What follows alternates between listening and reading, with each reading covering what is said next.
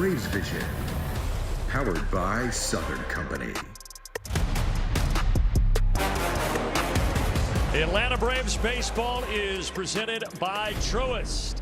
Game 2 of this week-long road trip back at Target Field. Braves Twins after the Twins won yesterday 4-2.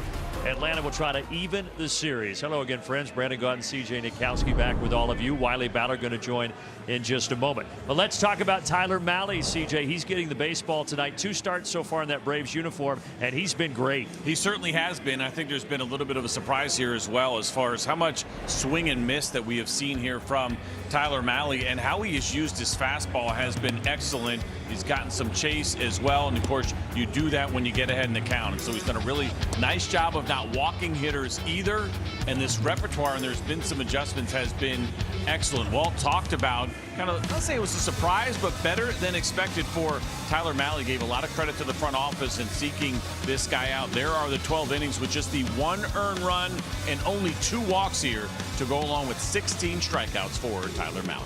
Yeah, an incredible ratio. And for more on Mahle, let's welcome in Wiley now down there on the field. Well, CJ, you mentioned the strikeout numbers have been terrific for Tyler, and better yet, he's done it against left-handed hitters. In fact, more than 2/3 of the batters he's faced in those 2 starts have batted from the left side, and it's been the split finger is the key for Tyler Mahle. Had a chance to ask Jeremy Hefner, why has that pitch been so effective so far? It is a combination. I think it's the sell, right? When I talk about being a used car salesman a lot with changeups, and you got to sell it. And so there's some arm speed, but there's also like how the pitch moves and his grip and all those things. Like he just has really good command of it, and so he knows how to get at the bottom of the zone and get it below with 2 strikes. And with splits, that's extremely hard to do. They're pretty volatile in their location spread, but he's been able to master that over the course of his career, getting that in good spots. And we see it across Major League Baseball. Whenever a pitcher changes organizations, what happens to the pitch mix? Is there an adjustment? And man, has there ever been one for Tyler Mahle now with the Braves, throwing it 12% more often than he did in San Francisco, and it has been as key an ingredient as any pitch for his success so far in a Braves uniform. 6 innings each of his first 2 starts. Guys, that length can pay dividends for the bullpen, especially headed towards the postseason. Absolutely, and especially in the midst of a busy week and a busy stretch here for Atlanta. All right, when we come back, we're going to switch from talking about pitching to Matt Olson. Another extra base hit last night. He had a double. He's second in baseball in that category. He's second in homers. An incredible year for Matty-O. We'll talk more about it when we return. With a shoestring grab.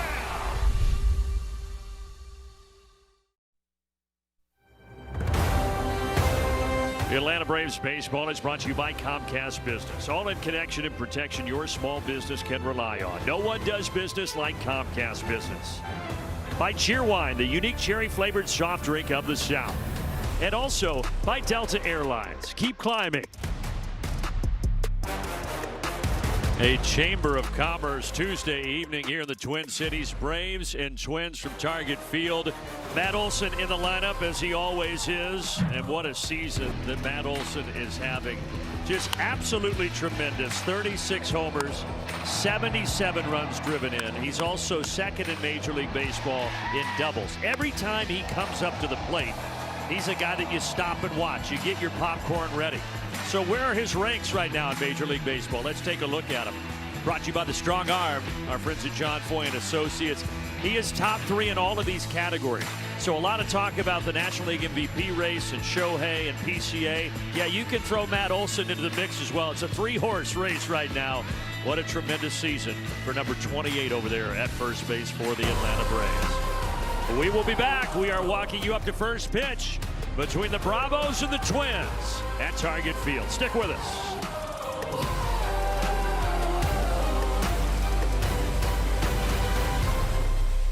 Powered by Southern Company. Atlanta Braves baseball is brought to you by Amazon. Spend less on your kids for back to school. And by the Georgia Lottery. Today could be the day. We welcome you back here to Minneapolis, ready for game 2 of this series. Only meeting this year between these 2 teams, the Atlanta Braves and the Minnesota Twins. Racetrack lineup for Walt Weiss. Game number 126 here today for the Atlanta Braves. Baldwin will lead it off. Little change at the bottom. Riley's been hitting 8th. He bumps up to 7th. Dubon is going to hit 8th, and he will play shortstop today for the Atlanta Braves. Zebby Matthews, 26 years old, parts of 3 seasons, and CJ, he's had his struggles this year. Yeah, as you can see, the ERA there up over 5. He's got a fastball that sits at 95, slider, changeup, curveball, cutter, and a 2-seamer. So the repertoire does run deep, but 18 home runs allowed in his 91 innings so far this season.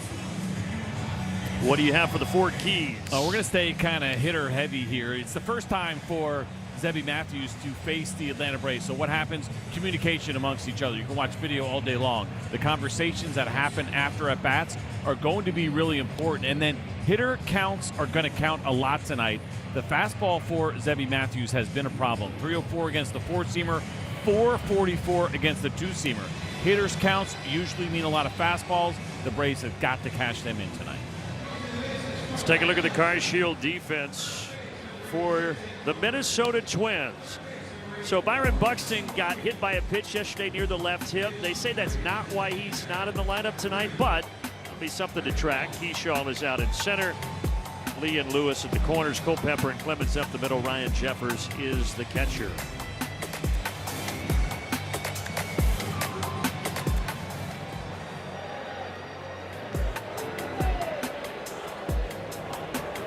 So the Twins winning last night 4-2. Braves trying to even up the series. Now the first pitch of the game is hit a mile high into the Twin Cities sky. 1 away.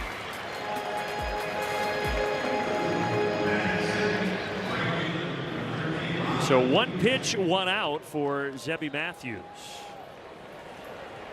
So you think about a leadoff hitter for a pitcher that no one has faced. Only Lane Thomas has faced Zebby Matthews, and so it wasn't a very deep at bat, but people are going to want to know, what did the fastball look like? All right, so you mentioned with that fastball, it's been hit pretty hard, over a 300 batting average against it. Yeah, OPS as well. There's been slugging against the 4-seamer. That is the pitch that he uses the most. 912 is the OPS against it. He throws it there, and Acuna fouls it away. Now, it's one of these situations, too, where the fastball has not been good, but the slider and the curveball have been, right? So his ability to spin both breaking balls, really good numbers against those pitches, pretty good swing and miss, and that's why tonight you don't want to miss the heater. Sharp grounder to short, bobbled, but recovering is Culpepper to make the play. So another fastball there from Matthews to get Acuna.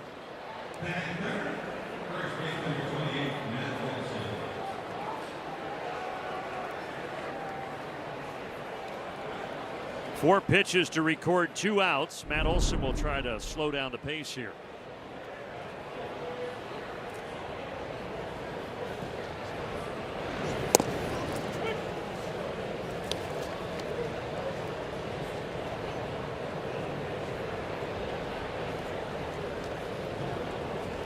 A good call there, right? He takes the fastball, even though maybe in other situations he would have jumped on it. You don't want a starter to have a 5-pitch inning, and so you're not going to take another one. So call timeout to try to break up some of that momentum. And back-to-back nights with very veteran umpires. Mark Wegner's been around since '98. He's calling the balls and strikes. He's done a good job, upper kind of quarter, if you will, among umpires so far this year's. A correct call percentage and no real strong tendencies. Away to righties will get a little bit big, but he's called a good game this year. He's from the Twin Cities, went to the University of Minnesota, so hopefully plays it down the middle tonight. He's been around long enough. He's a pro. Fouled away. 2 balls and 2 strikes here to Matt Olson.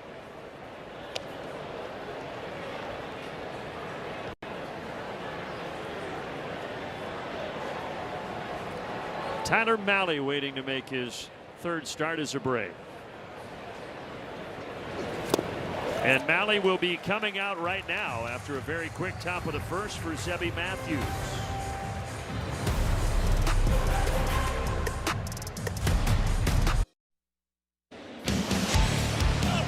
And he strikes out here. He got him. He is down on strikes. Swing and a miss. Tyler Mahle, 9 strikeouts. Yeah, and 16 strikeouts through his first 2 games as an Atlanta Brave. You see the overall numbers, but at the bottom there, 1 earned run and 12 innings pitched as a Brave. And you heard Wiley talking about the changes in the repertoire, all the lefties that he has faced. He's also pretty much eliminated his slider and has relied much more on the cutter. So start number 3 as an Atlanta Brave, facing Luke Keyshaw here to begin things. Keyshaw moved into the starting spot in the lineup yesterday, and he's at the top spot again tonight. The lineup is brought to you by our friends at Racetrack. And again, no Byron Buxton, but he is available to come off the bench if need be. I think the Minnesota Twins are really starting to like what they are seeing from Keyshaw here, what kind of hitter he is. Now, defensively, there are some struggles. He's out in center field today, but I think we've even picked up on it yesterday. You kind of like the way this guy plays the game. Very aggressive, and he does a good job drawing a walk. Acuna blocking the sun and catching the baseball. So Acuna's in right, Harrison center, Yaz in left. Carciel bringing you the Atlanta Braves defense here tonight.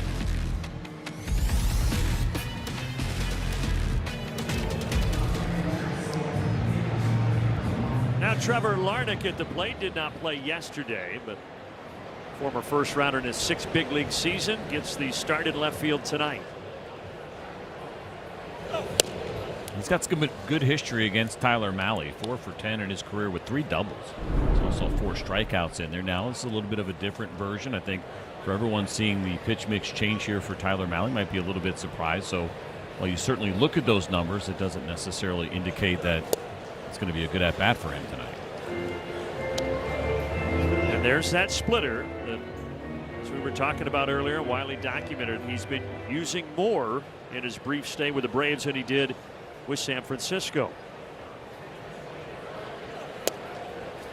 I loved what Jeremy Hefner said when he was talking to Wiley about that split and the phrase that he used, and talking about how splits are generally volatile. It's a great way to describe it. It is hard to get that pitch to go the same way every time, but Mahle's done a nice job with it.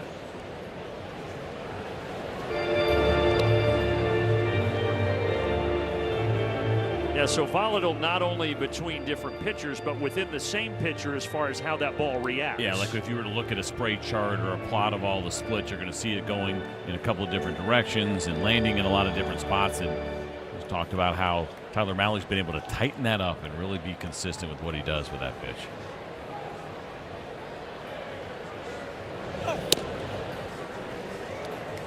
'94 inside, full count. It's a pitch you can't guide. You got to throw it with everything you have every single time. If you try to aim it there, if you try to place it, that's when it starts to cut. That's when sometimes it'll flatten out.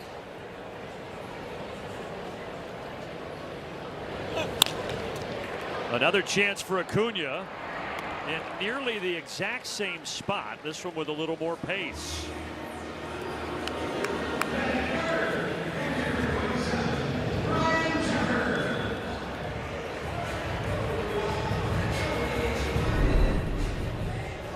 So in the top of the first, 9 pitches were thrown to get 3 outs for Zebby Matthews. 9 pitches so far for Mahle to get 2 outs here in the bottom of the first.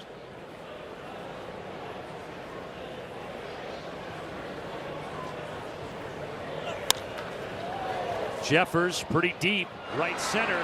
Harris on the run. It's off the wall. It's going to be a stand-up double here with 2 outs. Jeffers just missing his 11th homer of the season. Aggressive here against the fastball, and something we talk about, having that opposite field approach. Now Tyler Mahle is trying to get this ball in to Jeffers. Instead it ends up being middle, but he doesn't get big in the sense that he's trying to pull it. He's driving it the other way, and it's going to be an easy double off the wall.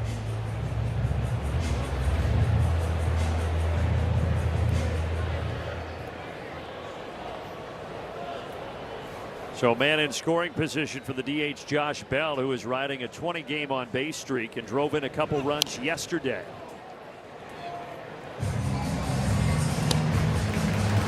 Talk about being aggressive. Interesting to be aggressive on a first pitch split there for Josh Bell against Tyler Mahle. Maybe that approach changes a little bit when you have a runner in scoring position.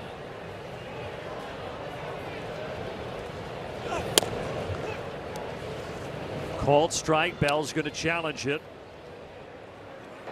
Pitch is called a strike. The batter's challenging.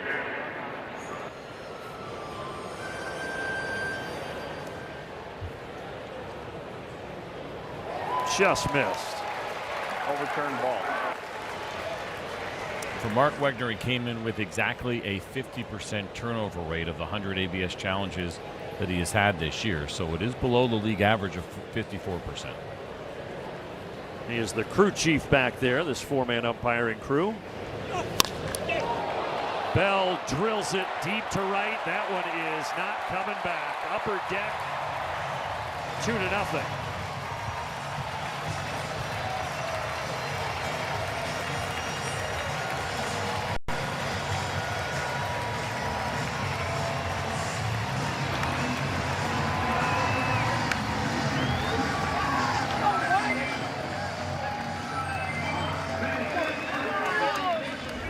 This is going to be about the location of the split. See it here sitting middle. They want that at the bottom of the zone or just below, but catching too much of the plate and maybe even a little bit of cut there for Tyler Mahle, and he knew it right away. Over 200 homers in his career, 17 now on the season, and that ball was a no-doubter. And he had faced Tyler Mahle quite a bit in his career. He came into this one with 23 plate appearances against him. It was only 3 hits, and they were all singles. First time he's gone for an extra base hit.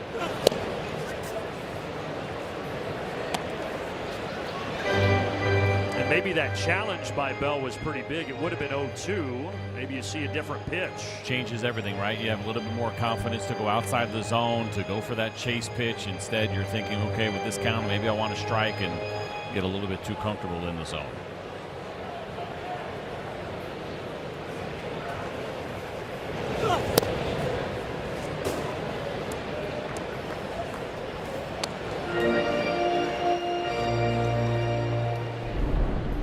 So Tyler Mahle, first 2 starts as a Brave, only gave up 1 earned run, 2 here in the first inning against the Twins tonight as he tries to take care of Cody Clemens.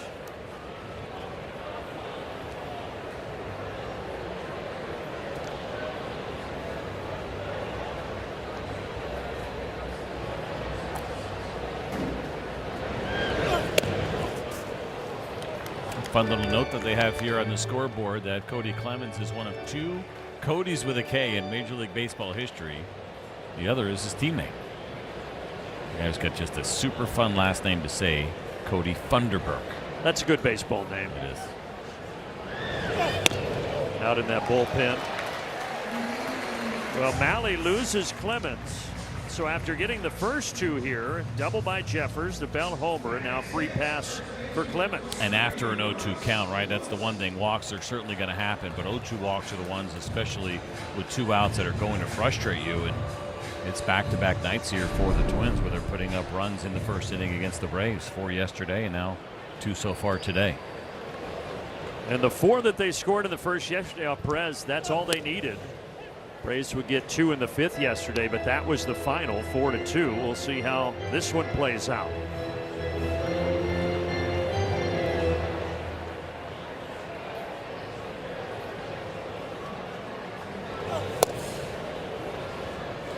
Good challenge by Murphy. Pitch is called a ball. The catcher's challenging. Powered by T-Mobile. Strike.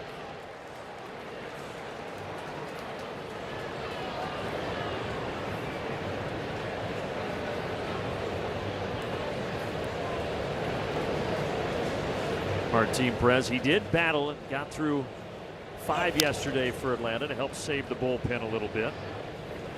Command was just off early, couldn't put the ball where he wanted to, kind of all of his pitches. And once he got through it, he got very close to maybe not getting through that first inning. The first 6 hitters reached. He retired the last 3, and he settled in pretty nicely after that.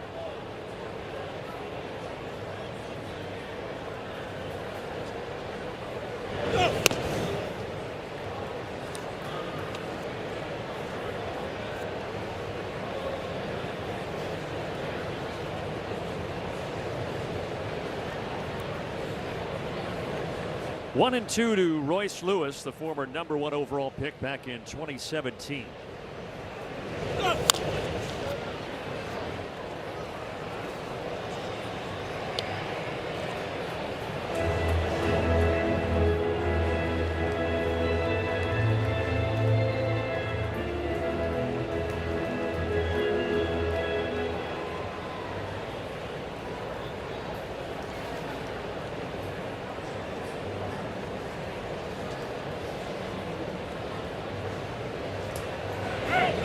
Clemens takes off. Another ground ball that is foul over by Riley.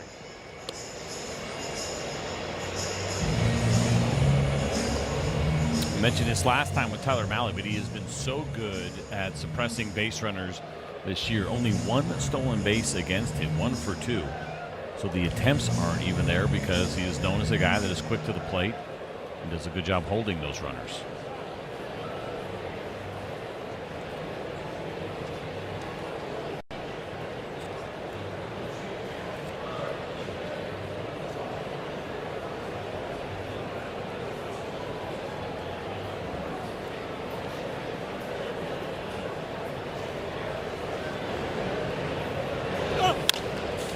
Reaches for the 1-2 cutter.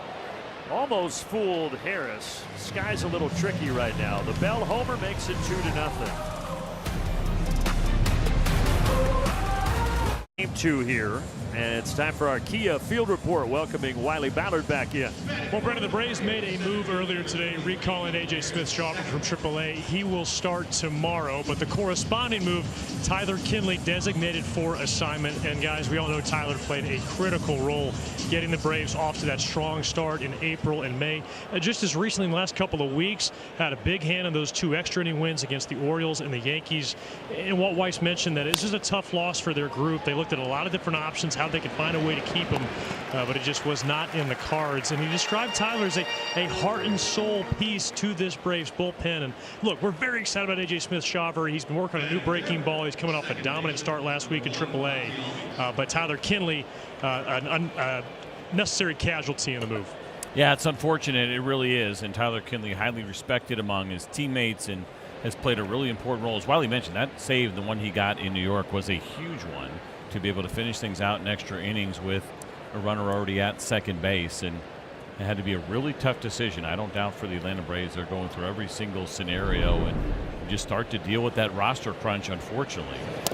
You get a little bit further here. We're 13 days away from getting to September 1st when you can add an additional pitcher and an additional position player to the roster, but they just couldn't do it in the meantime, and they needed A.J. Smith-Shawver to make a start. Will this get down? It will not. Little jumping catch by Larnach. 5 up, 5 down so far for Zebby Matthews. Yeah, the more discouraging part is the pitch count. We were only 12 pitches into this game so far for Matthews. Yeah, 9 pitches in the first. Now just 3 pitches to get 2 outs here in the second. It'll be interesting to see for Tyler Kinley if he ends up getting claimed, right? He's got to run through the waiver process.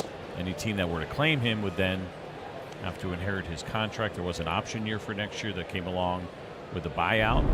If he were to clear, then any team that wants to sign him could do it for the remaining league minimum, which would not be very much at all. And again, the plan is for A.J. Smith-Shawver to start tomorrow. Grant Holmes Thursday for that game in Chicago against the White Sox. That sets Chris Sale up to start Friday against the Milwaukee Brewers. And we had kind of wondered whether or not that would happen anyway, and it makes a lot of sense. The Atlanta Braves right now are looking up by 1 game at the Los Angeles Dodgers, a couple of games to the Brewers. Chris Sale now gets a start against the Brewers and very likely also against the Los Angeles Dodgers, and they could be very important games because those tiebreakers, if you're battling for one of the top 2 records in baseball, is a big deal. Also get Sale a little bit of extra rest, which the Braves always like to do when they have an opportunity. All right, first base runner here for Atlanta, Yastrzemski with a walk, and we'll bring up Austin Riley.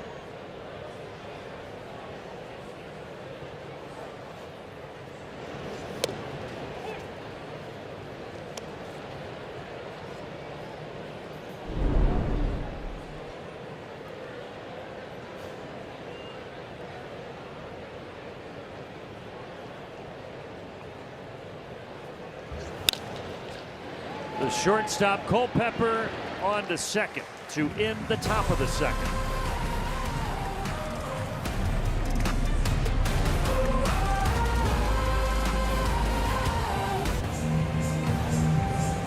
Braves Vision is powered by Southern Company, the mighty Mississippi that separates Minneapolis from St. Paul here in the Twin Cities.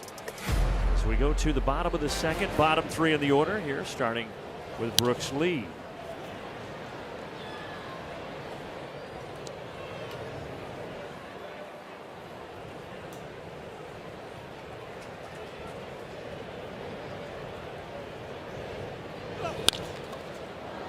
Center field. This one hit pretty well, but Harris has plenty of room out there. I think already tonight we're seeing the ball carry a little bit better. Obviously, Josh Bell hammered that baseball to right center for the home run, but last night it just did not feel like the ball was carrying very much.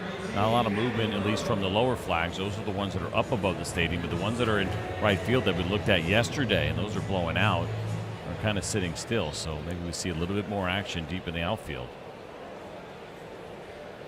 Yeah, no homers last night between the two teams, but Bell changed that in the first inning here this evening. I did have Derek Shelton on my radio show today, and he asked me, he's like, hey, man, did you think Baldwin got that ball at the end? Because from my seat, I thought he had gotten all of it, but ball just was not carrying last night. Olsen charging. 2 down.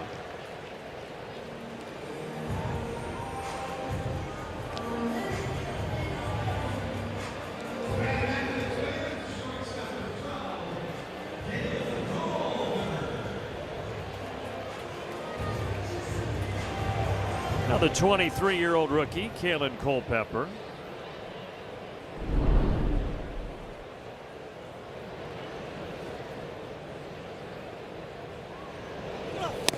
Yeah, there's a lot of swing and miss in his game. 11 strikeouts and 33 plate appearances so far at the big league level. And the one at bat that we saw yesterday where he hit the baseball well, felt like more about the pattern that got there for the base hit.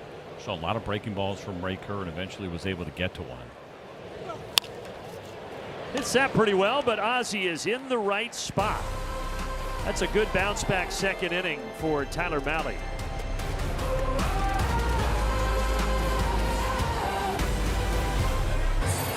Toyota Trends feature. The Braves have not had many long losing streaks. They haven't had many short losing streaks this year. 31-19 this year following a loss. See if the Braves can make that 32-19 tonight. It's always a sign of a good team, right? That you stay away from the streakiness, and especially on the negative side, and the Braves have done that well this year. Well, after Tyler Mahle threw just 6 pitches there in the bottom of the second, the Braves are right back at the plate.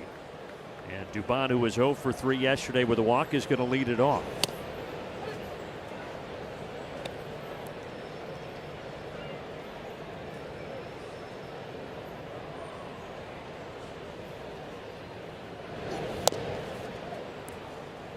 Thing that you see from Matthews delivery wise, like, could not be more opposite of what we saw last night with Bailey Ober. It's a really short arm swing.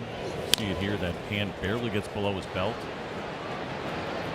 And there's 2 pitches that generally play well when you have the shorter arm swing called. Sometimes being straight to the ear. The changeup usually is very difficult to pick up, but his changeup has not been great this year. And then thinking about the slider. I think that's also a tougher one when you're short to your ear like that. A lot of times those guys do have a pretty good slider. And again, he goes to that slider for a lot of strikeouts. Timeout called there at the last second. He's working quick too.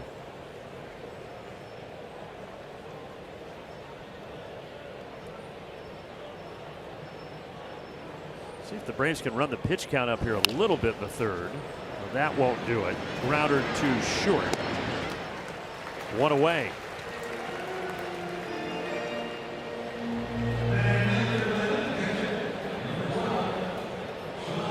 Sean Murphy getting the start behind the plate tonight, batting 9th.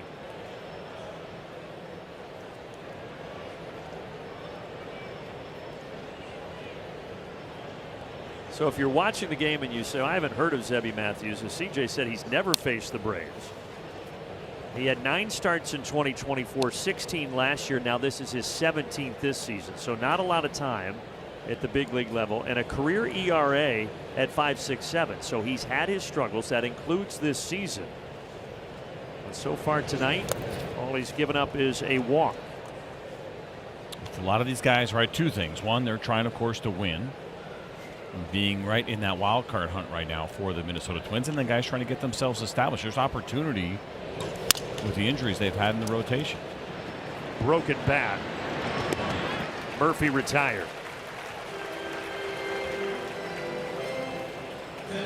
With Drake Baldwin coming up, let's take a look at our Whataburger What a Play. And Drake's last 30 games, where he's hitting .325 with an OPS of .879. He's been swinging a really good bat, and a lot of what we've talked about, the way that his swing is designed, pitches that he has been able to get to, that nice level swing where he can cover both the top of the zone and the bottom, get to velocity.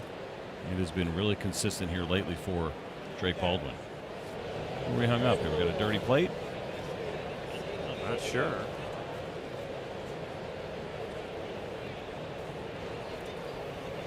If it's dirty, it's because it's the same home plate they used at the Metrodome all those years. They dug it up and moved it over here to Target Field. So it's still hanging in there, huh? It's got a lot of innings under its belt. Again, I'm bringing up bad memories, but you're saying that's the plate? That's the one? Where Danny Gladden. Oh. Yeah. It should be illegal. I know, right? Bad memories.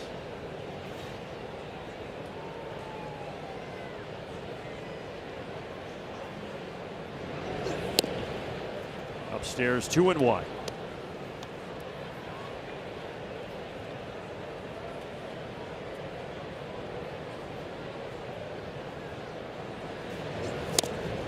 And when I asked Walt yesterday, I was like, you got any memories in Twin Cities? He goes, all I can think of is the Metrodome. It's a tough place to play, different place to play. And at that time, right, the Twins were good in the 80s. The A's were really good in the 80s. He said, man, we had some battles here in Minnesota over the years. Always felt like a playoff game.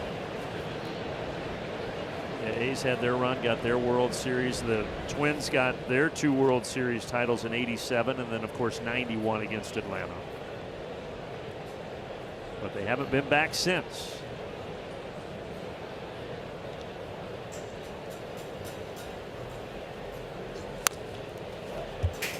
So Walt and I were having that conversation about the Metrodome, and I told you this. I said, remember those stairs? So when you would go from the dugout to the clubhouse in the Metrodome, it was about 4 flights of stairs to get to. It was really high. He had said that Cal Ripken Jr., in his mind, tried to set the record for the fewest steps it took to get up those stairs. Baldwin puts it out into right field. There's the first Braves hit tonight. And I'm not exaggerating. It was at least 40. And he said he tried to skip as many as possible and do it in, like, I don't know, 12 steps or whatever it was. He said he'd get a running start and do it. And it doesn't matter what level of player you are. You're still a kid when you're playing this game and doing goofy things. That's risky for a guy who was never on the injured list, played all those games. What if his streak ended running the Metrodome steps?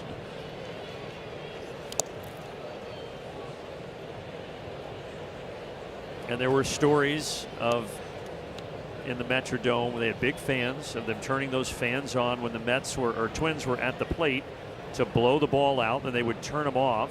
Now, some of that's an old wives' tale, but some players say that that was a real thing. Yeah, I mean, listen, you saw it there watching games, right? I mean, the big, huge, probably, what, 10-foot circles that were back there for ventilation. I feel like, you know, and it's been talked about enough, right? You hear it enough times, you believe it to be true. It was a great place to hit, certainly for the Twins over the years. This will be caught out in center. Whoa, Keyshaw almost made a mistake out there. Still 2-0, 2.5 of the books.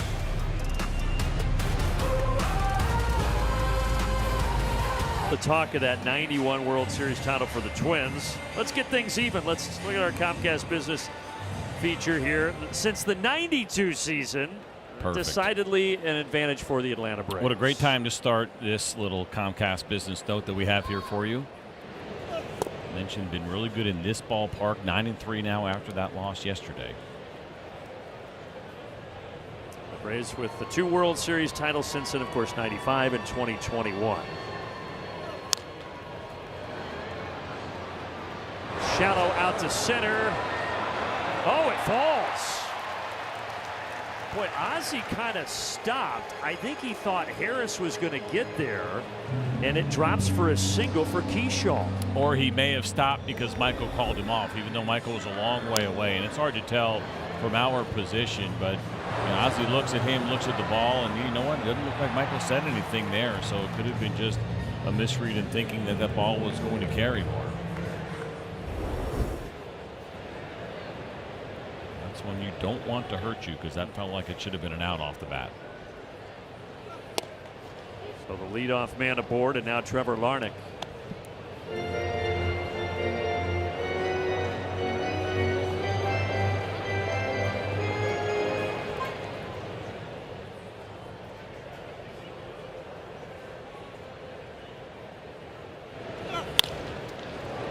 This should be 2. Dubon, 6-3. He was playing in the perfect spot to take that ground ball from Larnach.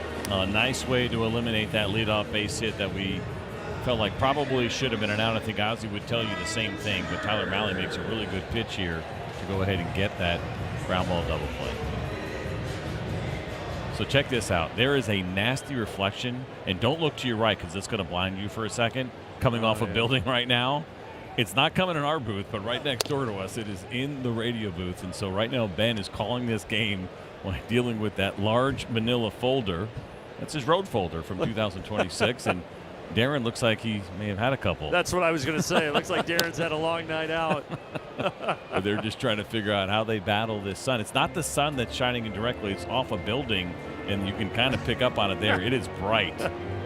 I'm just wondering, are we safe? Is it moving our way, or is it going to be us? It did not happen last night. Of course, the game last night also started at 7:31 with cloud cover, but it is on the outside corner for strike 3 to end the 3rd inning. Look out, fellas.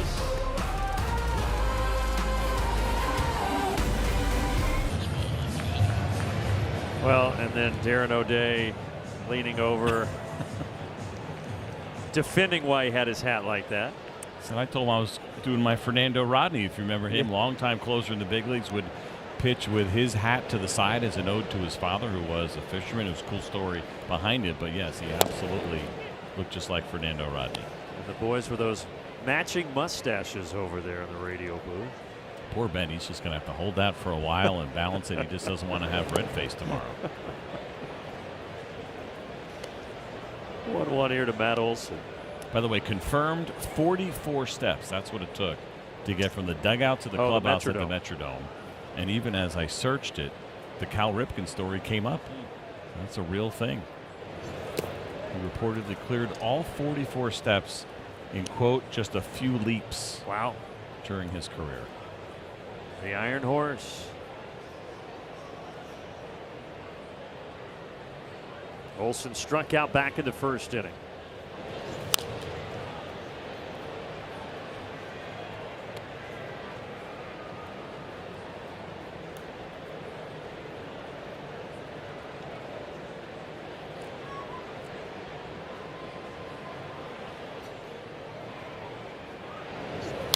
Other thing with that ballpark that Walt was saying, I know a couple other guys down there were saying how loud it was. Yeah. This ballpark, what's unique is how high up the seats go in the outfield. It's almost straight up. There's not a whole lot of square footage as far as the footprint of this ballpark is concerned.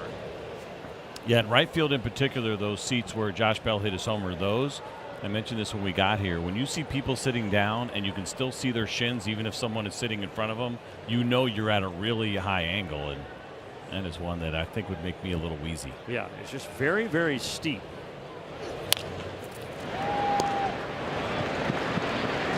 Olson is 0 for 2. Lewis takes it himself.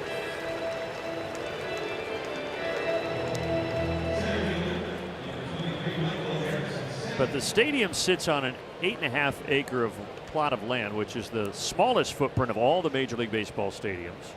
And Wrigley and Fenway are the next closest, but that's why you see how steep those seats are in the outfield. I thought you made a good point too, especially there in those outfield seats. It has a more intimate feeling because of it. Yeah. Left field, this one's going to be trouble. It bounces up and over the wall for a ground rule double here for Michael Harris.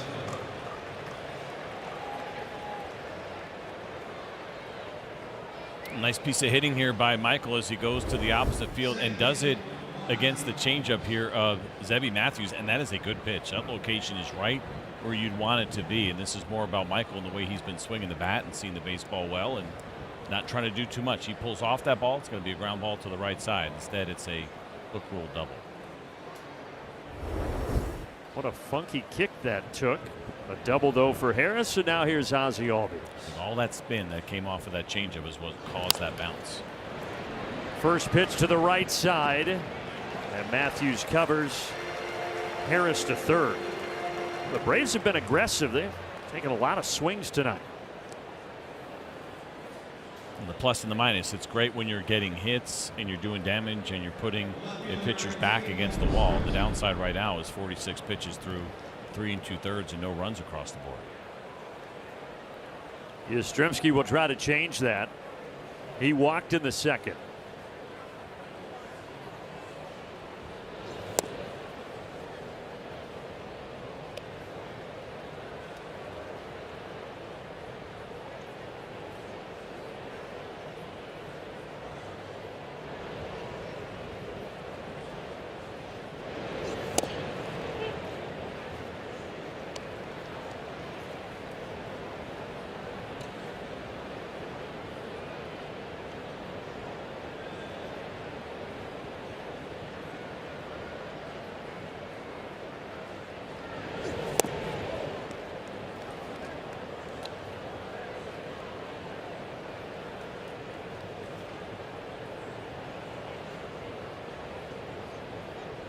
This will be pitch number 50 for the 6'5", 225-pound right-hander.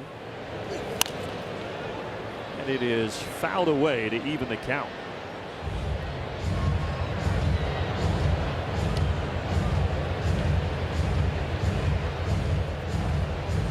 And Zebby Matthews did not grow up too far from Atlanta, Western North Carolina, about 150 miles away from Truist Park. And played at Western Carolina there in his hometown before being drafted in the 8th round by the Twins in 22. And he's dealing another 2-2 pitch. And that one misses up. Full count here to Yastrzemski. And an interesting name. His full name is Daniel Zebulon Matthews. So Zebulon is where Zebby comes from. And I don't know how I knew, but Zebulon is a town just outside of Raleigh. I was trying to figure it out. We might have stayed there when you would play the Durham Bulls. I don't know.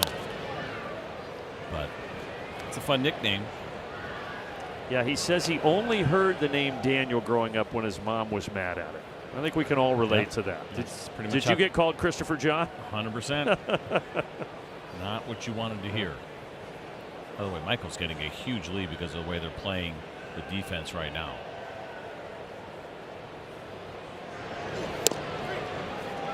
A called strike on the inside corner. And Matthews gets out of it. It remains 2-0.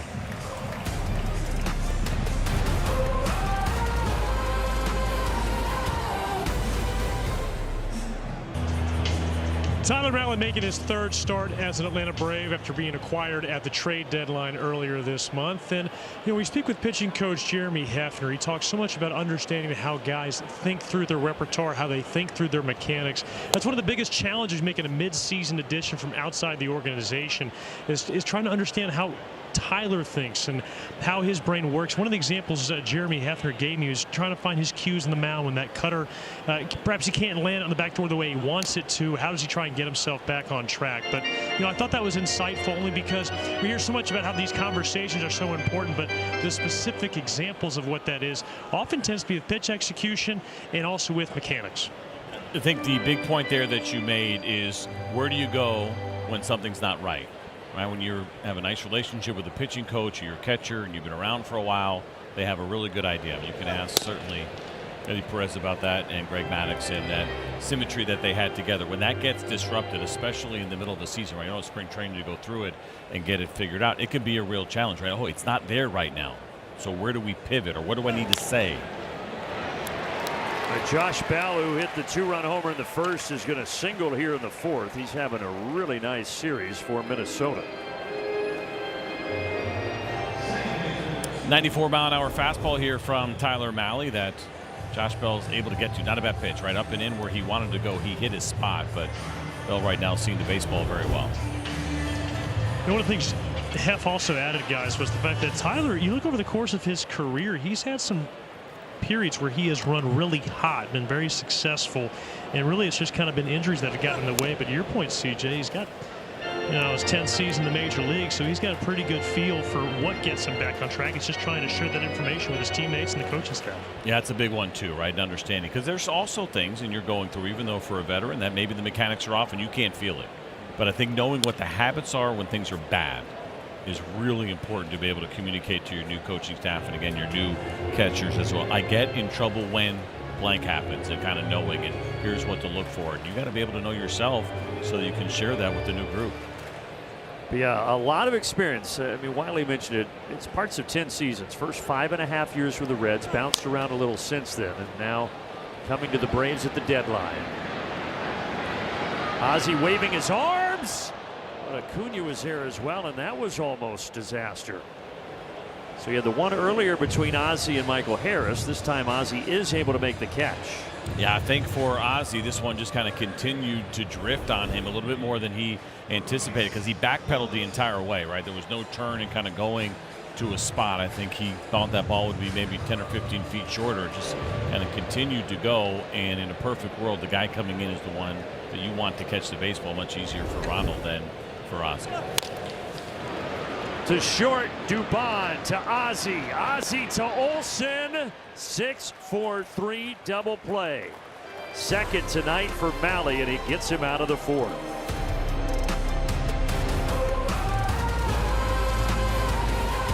Racetrack fueling up feature, talking about Austin Riley before the All-Star break and post, and the numbers certainly a lot better. Yeah, swinging the bat better, looking more confident. There was a period there where he was really struggling, and he looked like he was caught in between. Like sitting on a slider, getting beat by a fastball, and then vice versa, and then chasing. Had a real rough go of it with the right-on-right slider in particular, and sweepers that were finishing off the plate. And while that problem will never completely go away, it has been much better. He's got his family here. Took the kids to the Mall of America today. Took them on a few rides. I've never been. Have you ever been there? I have not. I'm sure they've got a great Annie Ann's pretzel somewhere in that monstrosity. Like bigger pretzels, maybe, since it's such a big mall. Size of your head. But they've got rides. It's supposedly a whole lot going on there. 3-1 here to Riley. A little help from Braves fans on social media reminded me about Zebulon. This is where I was getting confused. The Carolina Mudcats used to play there. That was my very first road trip in professional baseball. That's why I remember it so well. Meeting the Carolina Mudcats in Zebulon. It was the AA affiliate for the Pirates, I believe, back then. That was my introduction to the South. And did you pitch in that ballpark? No, I came right from the draft. I just met the team there and didn't pitch until we went to Huntsville, Alabama, where I promptly walked the first 4 batters I faced to start my career. And my favorite part of that was that Baseball America, after the draft, would rate the best tools coming out of the draft. Was yours command? Was the college pitcher with the best control. I threw 13 straight balls to start my career. Pat Kelly came out. He said, "You doing all right, kid?" I said, "I'm fine, coach." And he looked at me sideways because I called him coach. And that was that. Well, I'm sure there were some nerves. There were. I got out of it. Walked into 1 run and then got out of the rest of that inning. I couldn't tell you what happened the rest of the game, but the first inning was memorable.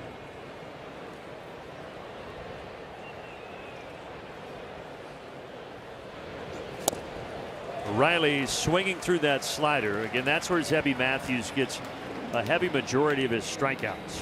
He's going to be tough on righties, especially when he gets to these 2 strike counts. There's no getting around it. I mentioned that shorter arm swing I always feel like makes that slider a little bit tougher to pick up, and he's got that smaller, tighter slider working well tonight.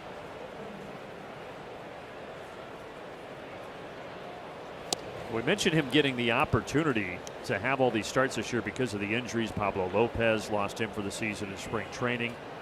Mick Abel was lost in April. So Matthews got called up in May. And on August 1st, when they were figuring out the deadline, they actually sent him back down. But then Joe Ryan promptly went on the IL with a glute strain, so he got called back up. But when he got sent down on August 1st, they didn't know if they'd see him the rest of the season, but he's right back up.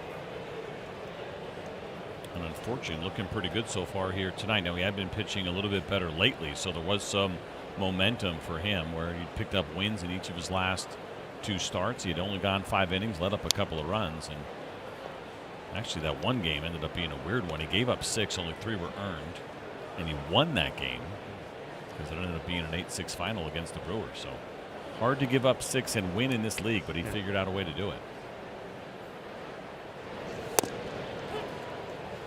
He's looking to get through 5 scoreless here. 2 down, an 0-2 count against Sean Murphy.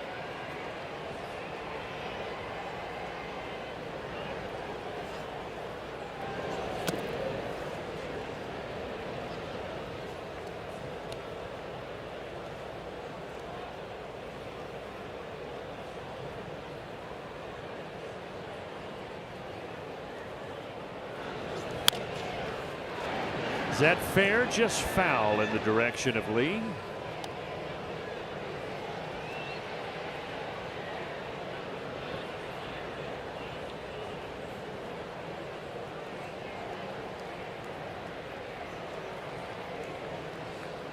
Braves fan in front of us who thought that was fair, encouraging Bruce Dreckman, the third base umpire, to put some glasses on. It's the standard, right? That's the go-to for an umpire.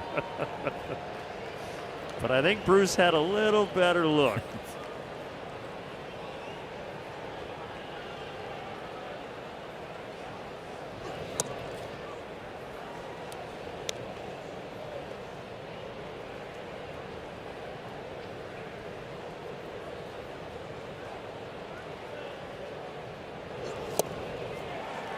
There's that slider again. 4 strikeouts for Matthews. Braves being held to a goose egg through 5.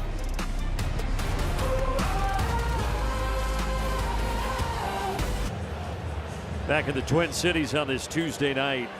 Take a look at our Zaxby's Who's Got the Sauce. So since the trade deadline, August 3rd, best starters ERA and the Braves top 5 in baseball. I've done a really good job. Of course, there's been some adjustments with guys like Tyler Mahle now into the rotation. A.J. Smith-Shawver tomorrow, but these starters have been getting it done since the deadline. 2-run homer in the first inning. In that first inning, Mahle threw 26 pitches, was in trouble. Since then, the last 3 innings combined, he's thrown 21. Yeah, he's looked really good. The split has looked a lot better, right? There was a mistake in there to Josh Bell that he was able to get a hold of and hit that 2-run home run that we saw in the first inning. And even a couple that he cut weren't quite exactly right, but the adjustment has been made now for Tyler Mahle.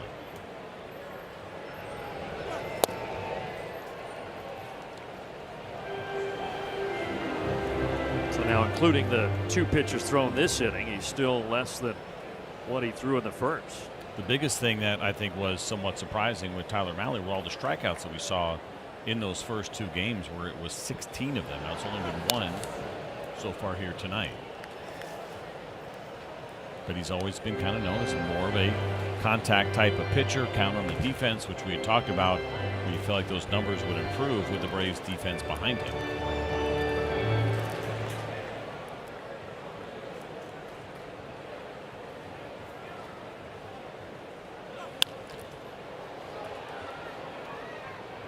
Out towards Michael Harris.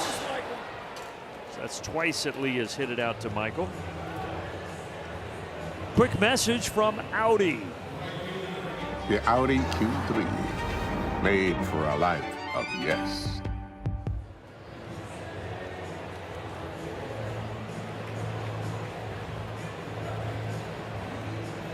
Thinking about that defense behind Tyler Mahle, 2 double plays have certainly helped him tonight. The one in the 3rd, and then the 6-4-3 double play there to end the 4th.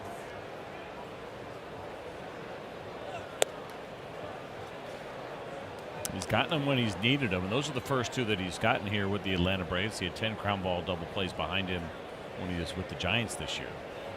Never really a big ground ball rate either, especially since he's been with the Braves. More fly balls than ground balls by a considerable margin. There's a 1-hopper for the 2nd out.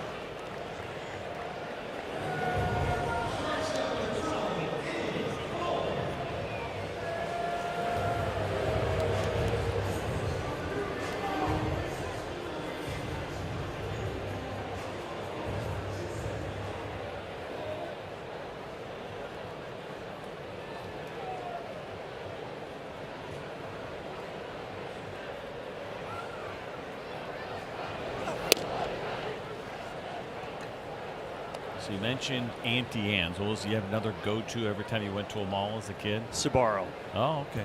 Not Spencer's? Oh, yeah, we did have one of those. They were all. Sometimes when you're young, they wouldn't want you going into a Spencer's, Yeah, it was mom and dad. A little taboo for sure, but fun. But as you got into the high school years, you go in there and laugh with your buddies. What about you? Yeah, I mean, Spencer's was a go-to, and date myself a little bit, but Chess King was a good spot if you're looking for some good wear for the weekend. There's one answer, boys. Orange. If you say Orange Julius, you're fired. I'm not going to say that, CJ. All right. I don't want to be fired. I don't have that kind of pop anyway. What do you say, American Eagle? What do you got? Great American Cookie. Oh, yeah, that's a good one. Good one. You're welcome. Always a fan favorite.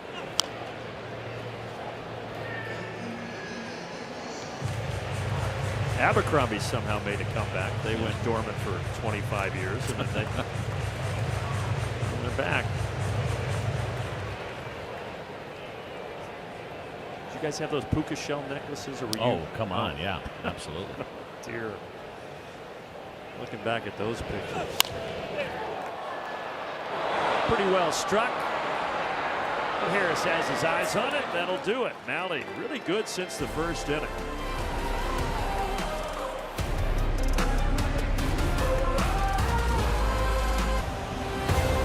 Atlanta Braves baseball is presented by Truist. 2-0 Twins, 2-run homer by Josh Bell in the first inning. That's the difference in the ball game right now. See if the Braves can figure out Zebby Matthews here. Top of the order, Baldwin, Acuna, and Olsen.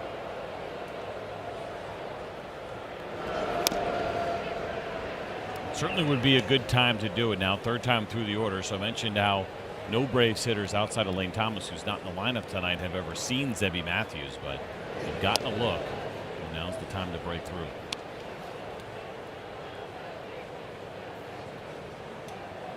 Braves 2 hits. Baldwin had one of those, a single. Harris had a double.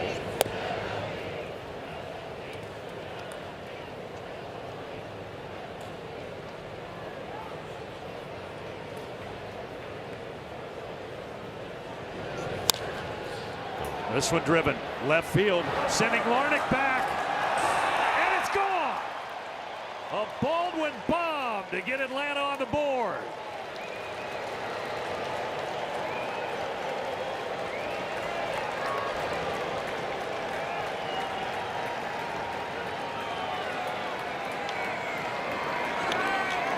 Well, this is a rocket from Drake Baldwin, and a very, very impressive opposite field home run here. It's going to be against the slider. Saw Michael do a good job going the other way for his double, but this is some serious exit velocity and very impressive to get it out of here. Nice catch there by that youngster in his Pablo's jersey. That was impressive indeed. That pitch, 105 off the bat to that location to make it 2-1. And a souvenir for that young man.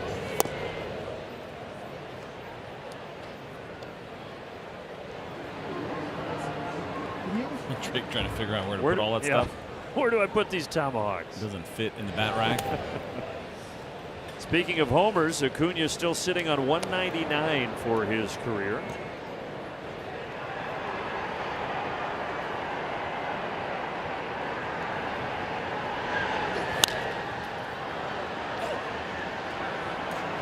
Routine fly ball. Allen Roden in right field with a catch.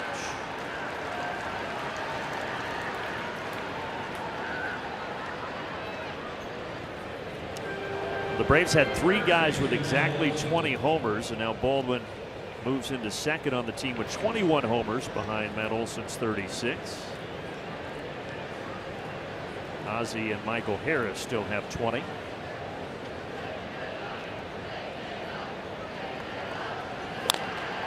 Line drive, it is foul. Carlos Torres was looking directly down the line. We'll have to get another peek at it. Yeah, and the Braves will have an opportunity if they see it to challenge it because it's beyond first base. And gosh, watching it live, looked like it might have caught the line, but these guys are pretty good at these. They're going to challenge. And there was one yesterday too, by the way. Did it hit the outside of the line? The call in the field is foul ball. Atlanta is challenged. Hopefully there's another angle. What I don't like is potentially seeing some grass in between where the ball hit and where the line is. Oh, there was a big one in the, what was it, the Phillies and the Marlins yesterday? Are they playing each other right now? With the bases loaded, it was a missed call, very similar to what you just saw right there. They went back and they got it correct. The problem was it would have been all 3 runs that would have scored if it was live. Instead, it was only 2. This manager's challenge brought to you by Mazda. We're trying to give you every look we have. See green between the ball and the line? It feels like it, but I'd love to see, and I know we don't have as many. And hopefully New York does other angles to tell you differently. Yeah, that look, you can't change the call. I mean, I think we're going to get here eventually, but I'm a little bit surprised with everything we have, all the tech and everything in ballparks. So there's not just cameras After installed. review, the call on the field stands. The ball is foul. Atlanta will lose their challenge. We just have a steady one on each line, and you can see it perfectly straight on.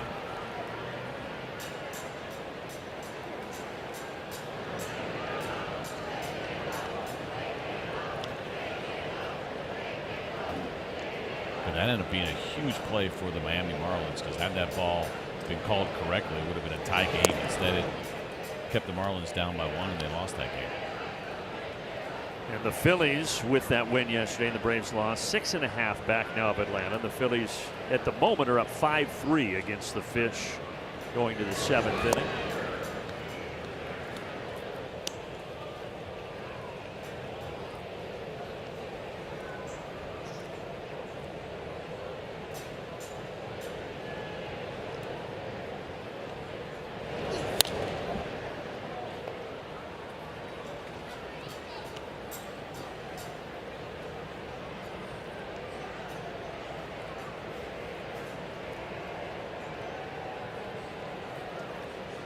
Two balls, 2 strikes. A 6'5" pitcher, a 6'5" hitter squaring off here.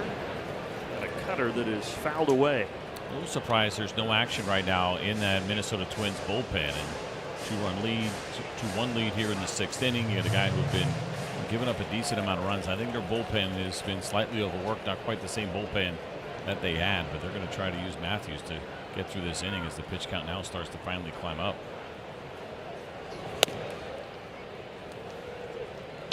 And the Twins pinned 4 2/3 scoreless yesterday in game 1 of the series. And to your point, it's a much different pin and a much better pin going back to the trade deadline.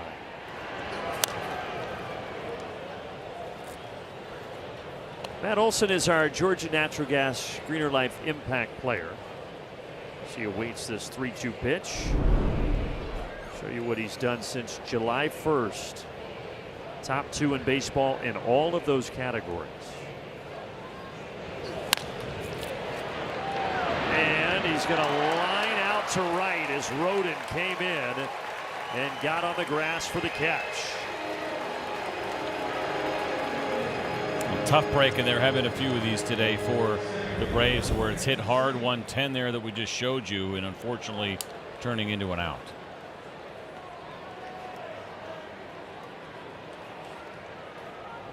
The defense has not been particularly good here. Not the smoothest of plays there from Roden, but he makes the catch. That's all that matters.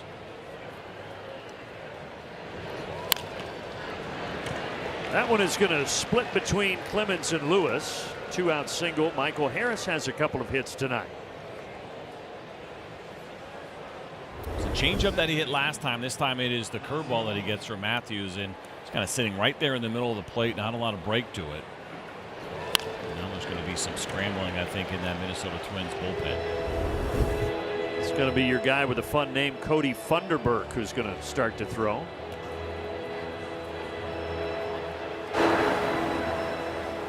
Quick message right now from Delta. From Braves country to the world. Delta, official airline of the Atlanta Braves. Saw there in the background their bullpen coach, LaTroy Hawkins, who has had a lengthy big league career. 21 years for him. He and I broke in around the same time. We talked about those Metrodome days and played against each other quite a bit when I was in Detroit. He was in Minnesota. But what a career he had. Got off to a little bit of a slow start as a starter, but ultimately settled in to be a pretty incredible reliever. I said, man, how you like being back in uniform and coaching? He's like, well, my buddies keep calling me and telling me what fishing trips and hunting trips they're on, and it gets me really upset. And I said, well, it was your decision to put the uniform back on, but no doubt he is bringing a lot to the table for that bullpen. A good one for Derek Shelton to have on his staff here in his first season as the manager in Minnesota.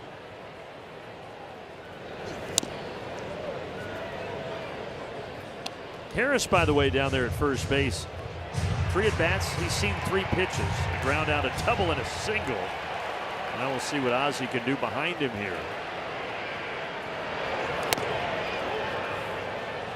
You go back and forth, right? What is the right play? Be aggressive early. You take the risk of a lower pitch count. As long as you're offering at pitches that you feel like you can handle, even if you end up making an out, it's a good decision. Obviously for Michael with the 2 hits, it has been good decision making tonight.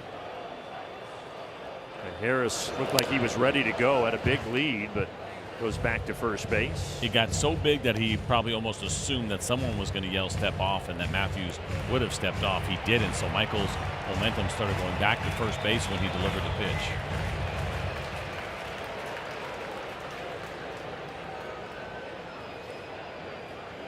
And kind of would assume in that spot Matthews would throw over. He does.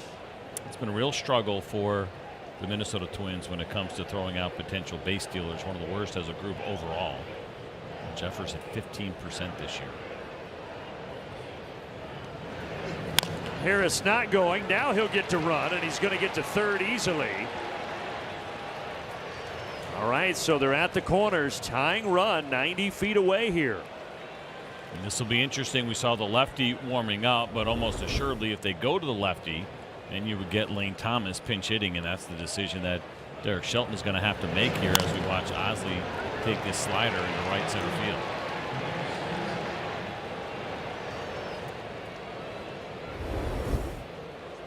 Well, no movement from that Twins dugout yet, but just as I say that, Jeffers goes out to the mound. And it's a slow walk, and so they're clearly trying to give Funderburk a little bit more time, and Derek Shelton's going to pop out. This is an interesting one. You got a tiring starter, but again, a good matchup that you like with the Braves very likely to pinch hit. What will happen? Find out with us next.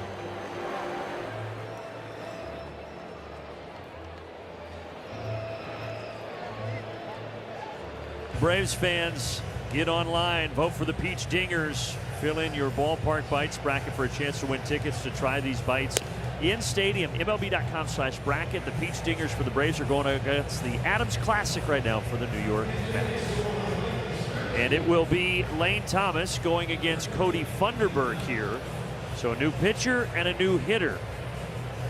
Good arm here. He's going to lead with the cutter. Good ERA so far this season, but check out the walks. As you see the walk rate there, a little bit higher, 22 of those to just his 33 strikeouts. That's good for a 13% walk rate, well above league average. But what he does to right-handed hitters, 40% cutter. So you got to be ready for that cutter. Then it's going to be the two-seamer and the sweeper. Now Lane Thomas faced him earlier this year, just one at bat against him, and he ended up flying out against that cutter.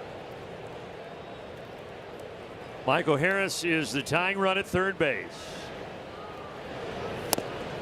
Swing and a miss. 94 on that cutter. Again, this Twins bullpen, they struggled in the first half. They've been much better since the deadline. 0-2.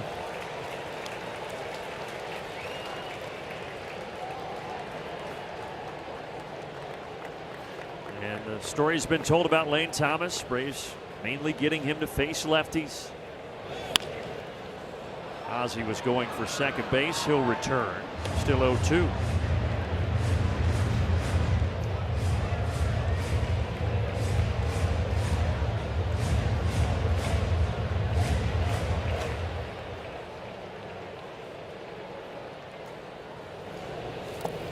I think he went. He did. A sweeper from Funderburk gets him, but Drake Baldwin does put the Bravos on the board. An impressive home run for Drake Baldwin here to the opposite field to get the Braves a run closer to trying to tie things up against the Twins.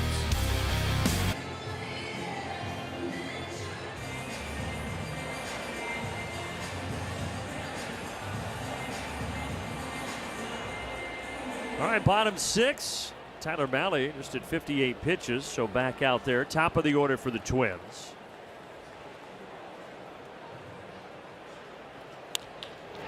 And the first pitch, Keyshaw singles to center, so he is 2 for 3. Lane Thomas, by the way, stays in the game out in left for Atlanta.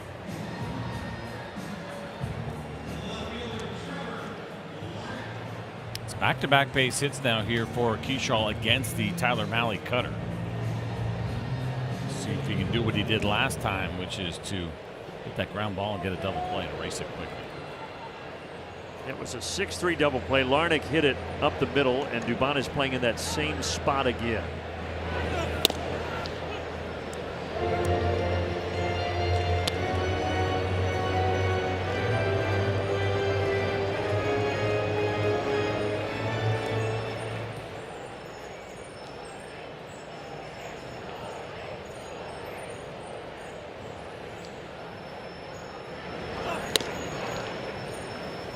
Twins tried to trade Trevor Larnach at the deadline, as you see Dylan Dodd getting up. They thought they had a deal with Houston for reliever Brian Abreu, but Houston ownership nixed that at the last second, and so Larnach stays a Minnesota Twin.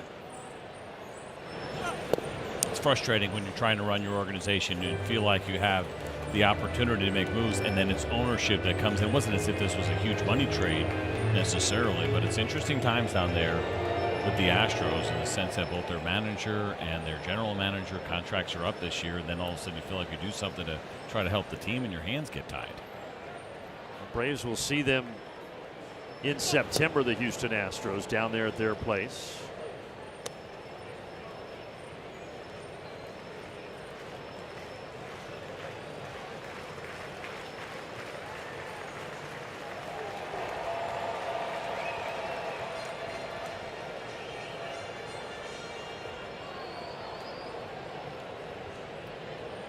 Larnach digs back in, 2 balls, 2 strikes.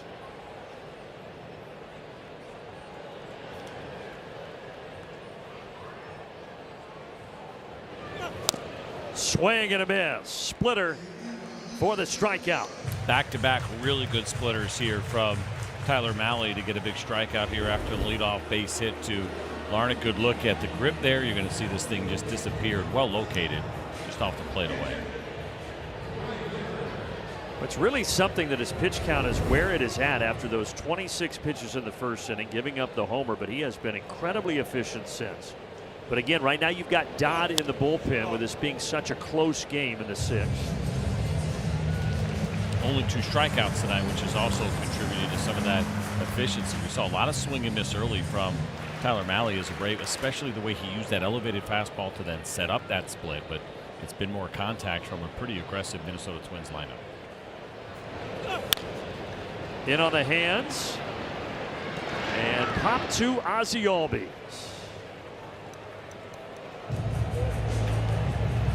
Quick message from Truist. Leaders in banking, unwavering in care. Truist. Learn how knowledge and care can work for you. Josh Bell, switch hitter. Of course, he did have the homer from this side back in the first inning off of Mahle. Mahle, a chance to get him here. And it looks like he's going to do it. Dubon on to first. And that sends us to the 7th inning. It is still 2-1.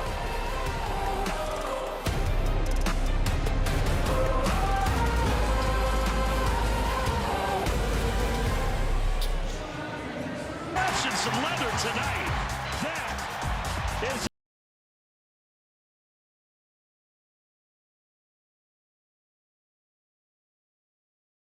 Black colleges and universities. HBCU night presented by Truist. Friday, August 28th. Fans can purchase the HBCU ticket package. Get a game ticket, Braves snare drum bobblehead, access to the pregame party at the Coca-Cola Roxy as well. Braves.com/HBCU to secure your tickets today. All right, CJ, Andrew Morris is going to take over here. It's a big last name to be pitching in a Minnesota Twins uniform for Morris. He throws 97 miles an hour on average as you get a look at that fastball at 98. Cutter, changeup, 2-seamer, sweeper, and curveball.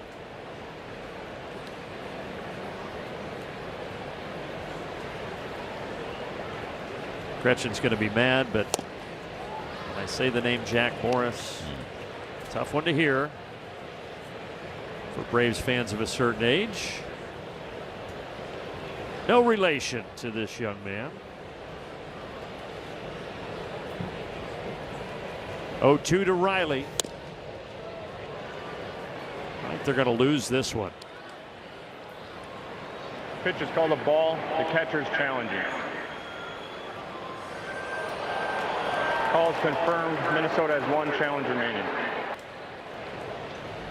Not a bad idea. 1-run ball game. Take a chance when you have to, even though it will look pretty clear to us on television. If you feel like it, you go for it in a spot like that. Hit triple digits there on that heater. And then he comes back with a 94-mile-per-hour cutter.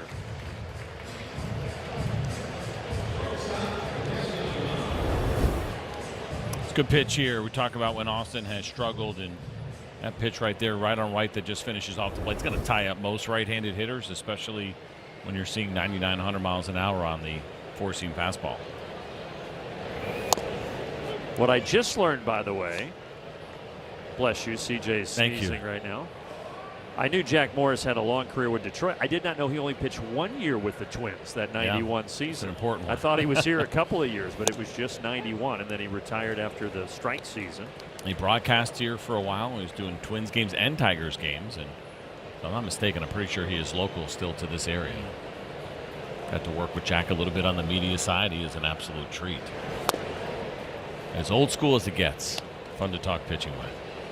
And a mustache, not too dissimilar from the Morris that's pitching right now.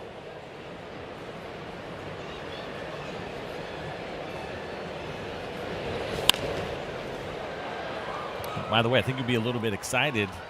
Auntie Anne's listening to the broadcast and giving us a little shout out. Wow. I think they're following you now. Oh. So be on your best behavior. Okay. I feel like I've arrived. Hopefully Wiley can get that great American cookie. Start following It's a race.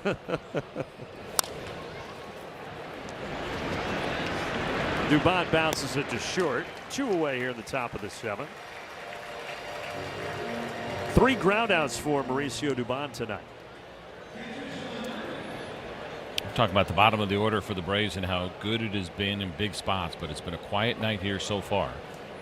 0 for 8 with 3 strikeouts.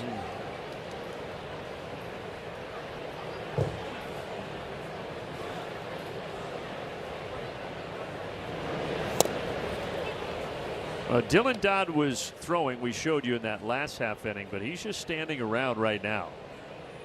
And Tyler Mahle's pitch count, as we've documented, is in a really good spot. So that probably indicates that you don't want him to completely cool down. He's not going to start the inning, but wouldn't be surprised to see him tossing as the inning is starting and probably going batter by batter.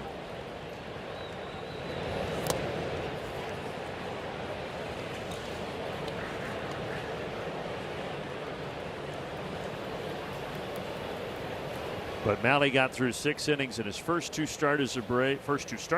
He does the same thing tonight. Another chance for Culpepper. Time to stretch. 2-1 Twins.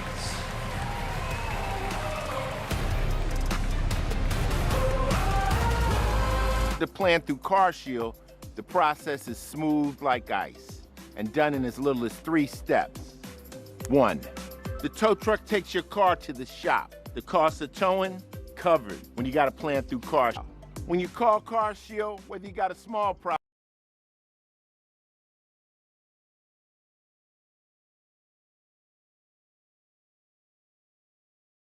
call CarShield now. Call CarShield for coverage on up to 5,000 parts and get the CarShield guarantee. Call 800-982-2154. 800-982-2154. You're watching Braves Vision, powered by Southern Company. And 93 million miles away from Earth, there sits the sun that is setting beautifully here on a Tuesday night in Minneapolis.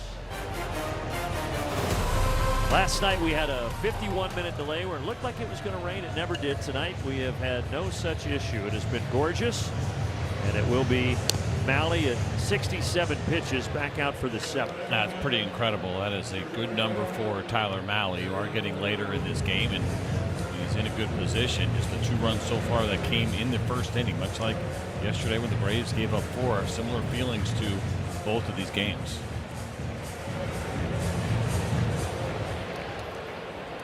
Baldwin solo homer in the 6th for Atlanta. That cut the deficit in half, but still some work to do.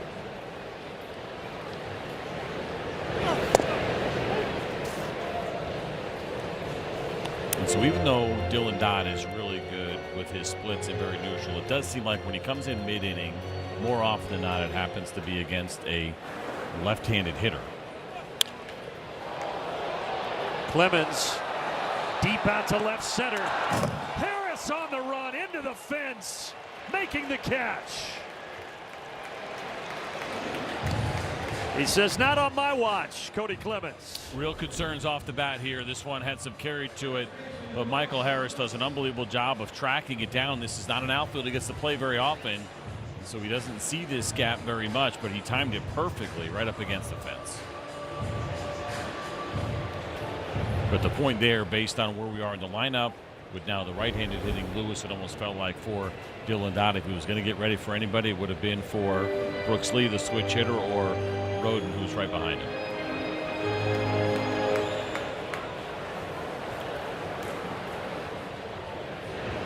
Preceding those guys is this man, Royce Lewis.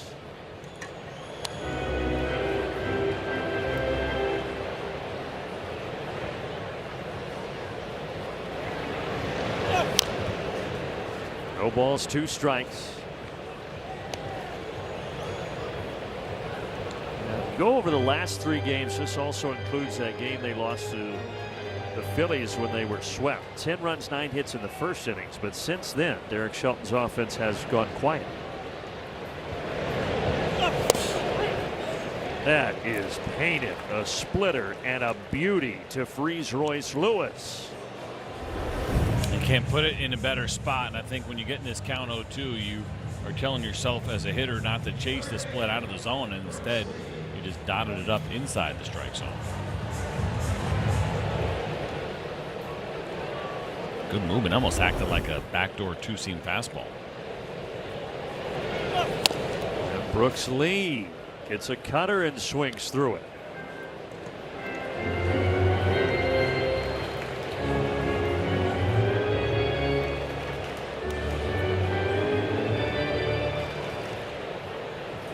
He is better from this side. 14 of his 17 homers as a left-handed hitter. When he's down to the count 0-2 is Brooks Lee.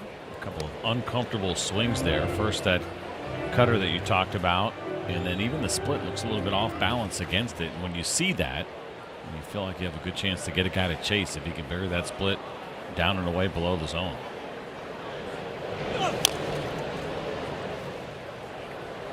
Just got a piece of that splitter.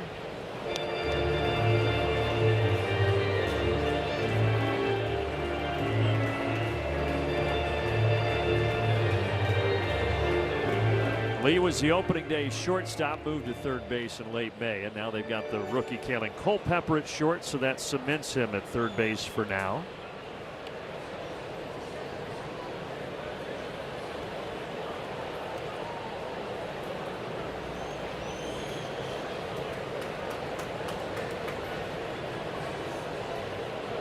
We got a bat on the field, and not the wooden bat. No, thank you. No. The one that flies. A soft blooper.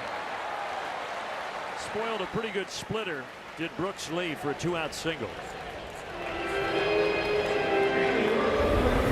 Frustrating for sure, because this is a good pitch and you're going to hear and see this baseball go off the very end of the bat.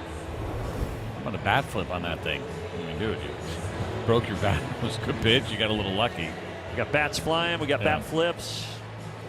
We got Walt Weiss coming out to the mound. Even though Malley's at 76 pitches, he's going to go for Dylan Dodd with Roden coming to the plate.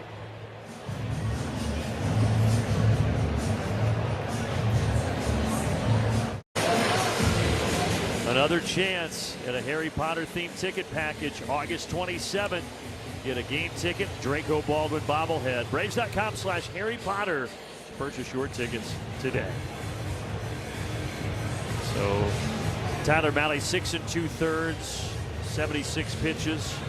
He's responsible for Lee at first, and now Dylan Dodd to face Alan Roden. And we know how good he has been. Just 2 runs over his last 13 outings for Dylan Dodd. Comes in with that 2-seam fastball, cutter, and slider. Called strike there at the top of the zone.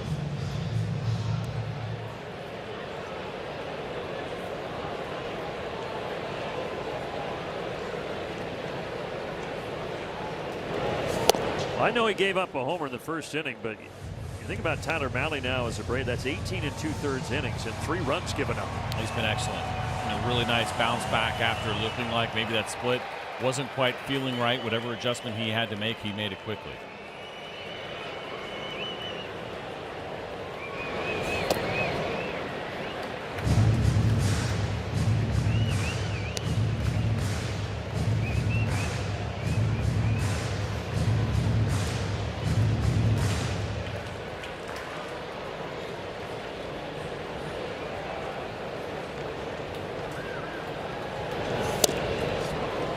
Two balls, 2 strikes. That looked like a swing and a reaction of a guy that saw two-seam spin is what you get from the Dodd fastball, but the way it acts, right? We know the characteristics are very unique, and that seemed to catch Roden by surprise. 2-2. And he strikes him out on that same pitch. Good sequence for Dodd to end the 7th. Nice job with the heater here to finish things off. He just continues to dominate, giving the Braves a chance to win this game.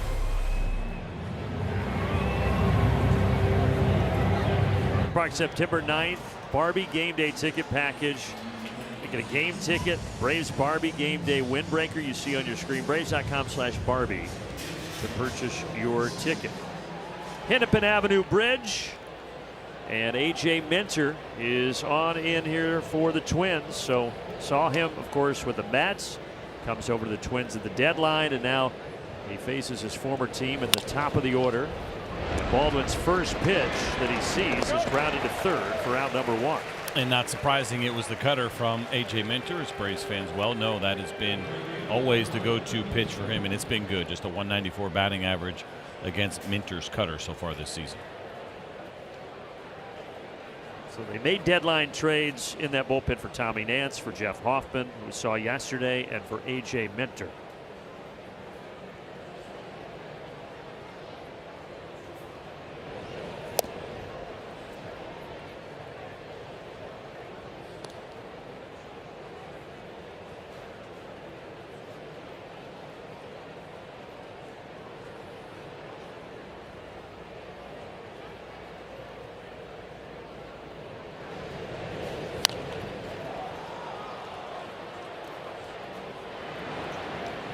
One of the reasons Derek Shelton said they were glad that they got A.J. Minter, he's the only person on the roster that has won a World Series, and they liked that he had big-time postseason experience. It matters, and it's good to have amongst the group. Now, even there's a couple of veterans, and Jeff Hoffman, of course, he was in that World Series last year, but also led up that huge home run to Miguel Rojas. But there is something about crossing the finish line, winning it all, and then having kind of the perspective to share what it took to get there, and he obviously has been through it. Will it? It will not. Clemens out in the grass to make the catch.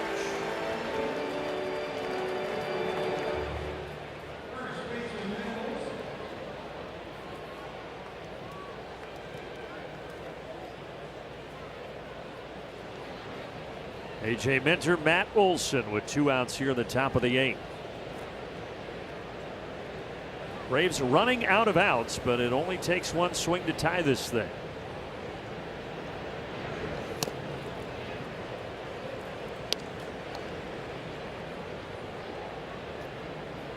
The right guy at the plate, right? We saw Matt Olson in that game on July 3rd take A.J. Minter deep and did it on one of those cutters that kind of sat middle. This time he rolls it on the carpet to Clemens. And A.J. Minter sets the Bravos down 1-2-3.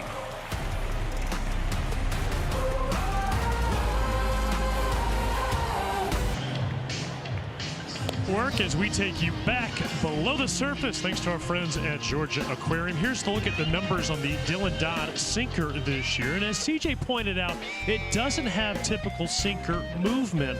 And I had a conversation with Dylan earlier today, guys, about that pitch. First pitch is lifted into play, single. But for Dylan, one of the things he felt like he had a much better understanding of this past spring was why the pitch moves the way it does. It's a concept we talk about a lot, seam shifted wake. In other words, the seams of the baseball create some unusual air patterns that allow it to behave more like a four-seam fastball. And why is it important that Dylan knows how that works? Well, last year, he kind of ran into some trouble with it, and he kept thinking four-seam fastball, get behind the baseball. But once he was shown why it was doing what it was doing, he was able to correct it midseason this year and actually focus on pronating more instead of trying to get behind the baseball because it thought it was four-seam action. So again, I mean, it's not always important to know the why, but in Dylan's case, it's one of the reasons that sinker's been so consistent this year after falling off towards the end of last year. I think it is always important. Some guys just don't care to know and show me the grip and I'll let it rip and off I go. The other part of it, even though that was a two-seam fastball that gets turned on, is that it's called a sinker, but it doesn't sink, right? So it doesn't act like a regular sinker. So you need to know that and understand why so you know where you can use it best in the zone. He is intentionally elevating that pitch. Generally, you would never think sinker up. But he almost really shouldn't even call it a sinker because it doesn't act like one. It's just a two-seam fastball, if you will. In the air off the bat of Luke Keyshaw. And Dubon there, so 1 on, 1 out. Braves do have Didier Fuentes in the bullpen right now.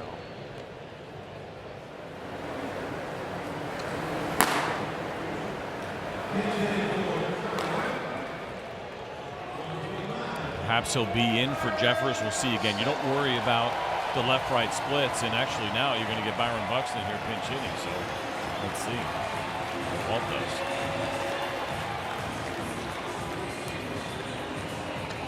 Buxton hit by a pitch in the hip yesterday. Giving him a breather today, called the pinch hit, and that will bring Walt Weiss out. And he'll turn to Fuentes for the right-on-right matchup.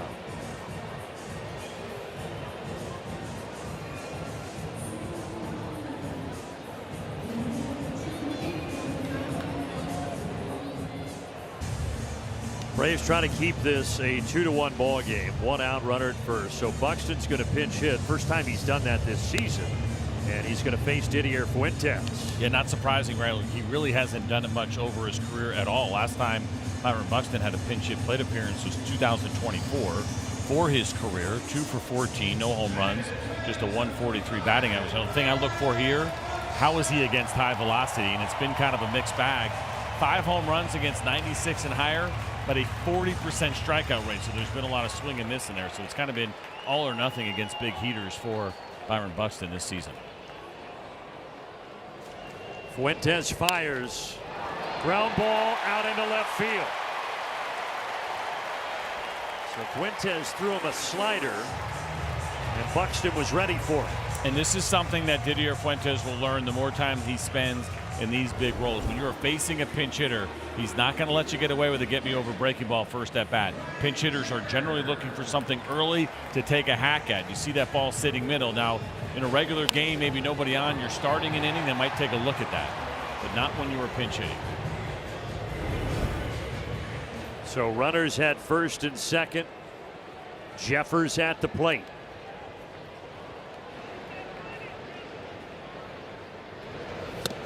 Swing and a miss. There's 98 from Fuentes.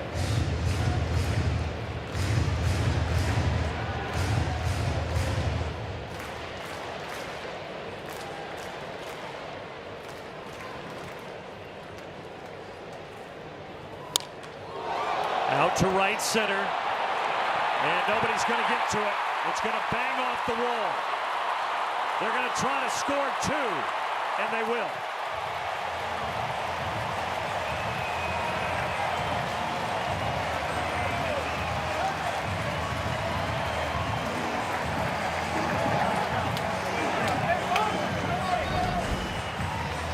Fastball here away, but not far enough away.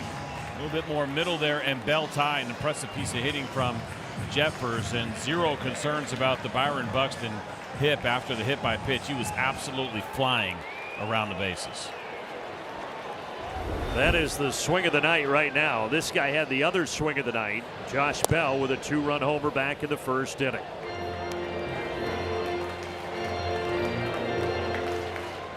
So the Twins now in this series have scored 8 runs, 6 of them in the first inning. That 2 RBI hit by Jeffers, first time they've scored in any inning that wasn't the first.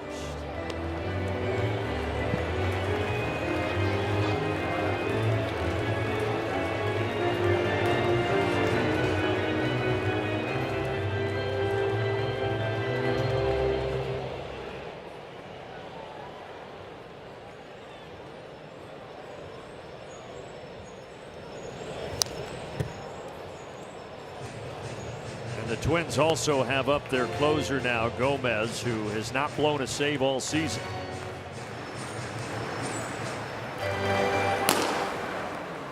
Nothing a closer likes to see more than when you are warming up and it's a 1-run game and your team finds a way to expand the lead.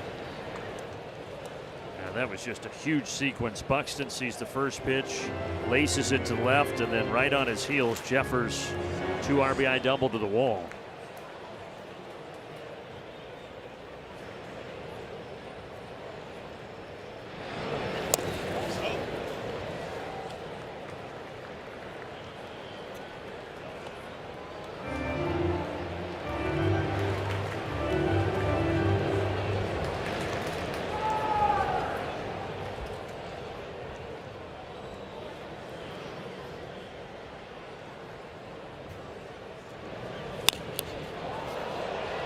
Two in on the hands at 100 miles per hour.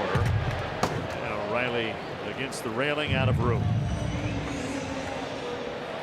Riley over to Wiley.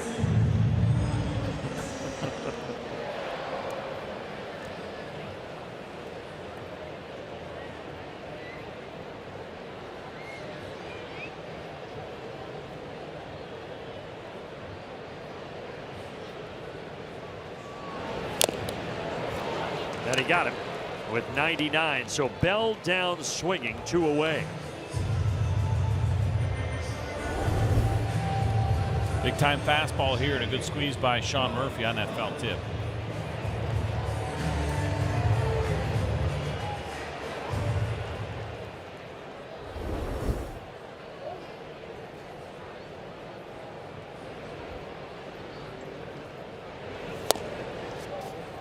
Braves will have Harris, Albies, and Lane Thomas due up in the top of the ninth.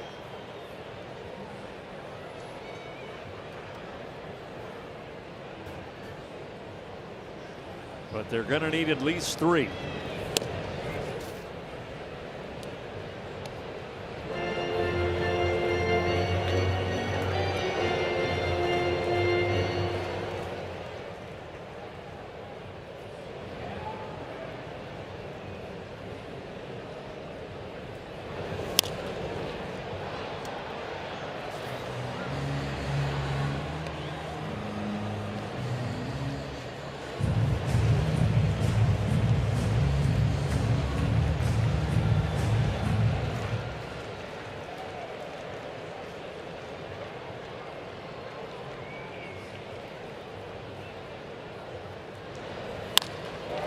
Line drive towards Acuna, and they're going to hold the runner at third. So they will be at the corners. Jeffers rounded third, and then Ramon Borrego over there told him to pump the brakes. Talked a lot about Cody Clemens and how this has been a career year, and this is an impressive fastball to get to. It catches a pretty big part of the plate, man. It's 99 miles an hour that he goes to the pull side. Right? We saw him drive the ball the other way earlier in this game. It was for an out. He's short and quick to that one with 2 strikes, and it's still pulling. Jeremy Hefner going out to talk to Fuentes.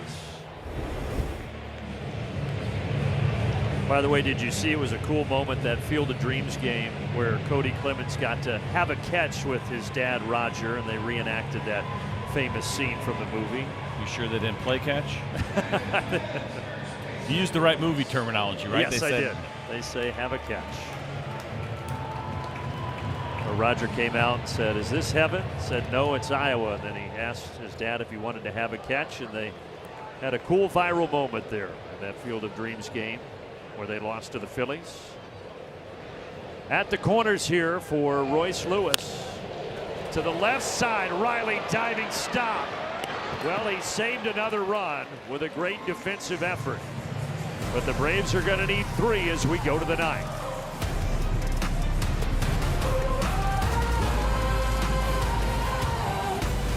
And hopefully the Braves will surprise you here with some runs at the top of the 9th. Right now, let's get a quick message in from Zaxby's. At Zaxby's, you don't just get chicken fingers, you get the sauce. Who's got the sauce? Zaxby's. I think that guy was like in 24th grade. Yeah, I think that was for his daughter, but okay. I was confused at first as well. He told her to hold the sign. She said, "No, we're down 4-1 now." She's not happy. Oh, that guy. Okay, that makes more sense. So here's Gomez. Saw him last night. Again, he has not blown a save this season. You see the numbers at the bottom, 18 for 18. And some work to do. So low batting average numbers, however, some high walk numbers. And so this is a situation where you'd like to show some patience, make him come to you, because he's not afraid to walk hitters, and something that's been an issue for him this year for both left-handed hitters and right-handed hitters. The Phillies did just win against the Marlins 6-4, so Braves lead could be at 5.5 after tonight, but see if they have a rally in the top of the 9th.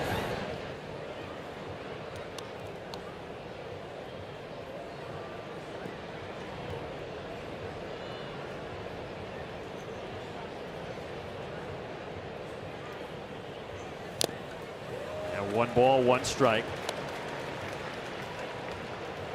Got a new outfit. You got Buxton in center. You got Keyshaw moving over to right, Clemens in left, and Kreidler at second base.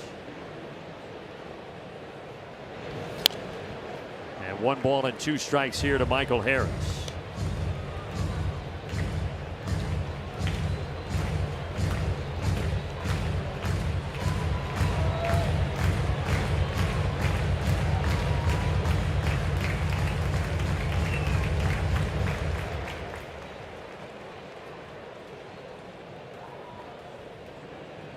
Harris does have a double and a single tonight. 2 of Atlanta's 5 hits. Stays alive.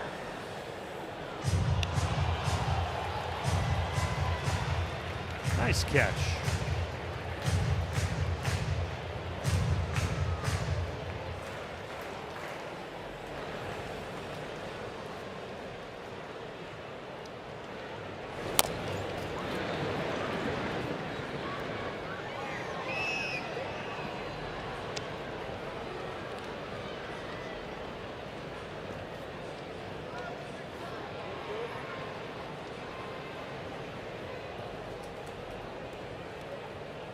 Harris is a perfect 3 for 3 against Gomez with a homer when they have squared off. He's down 1-2 here.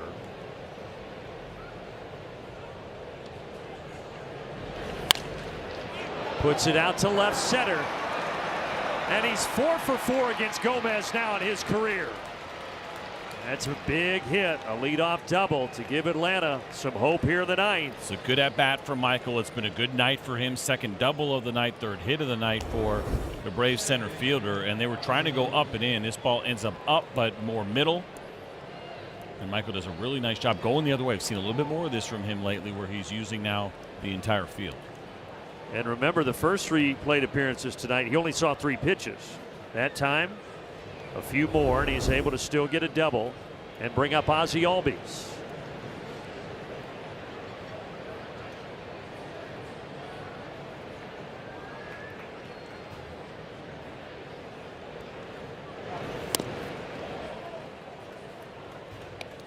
Braves have 2 challenges. Twins have 1 remaining.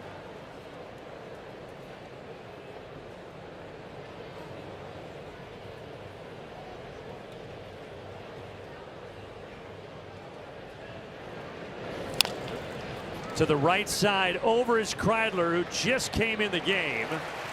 And he makes the play for the first down.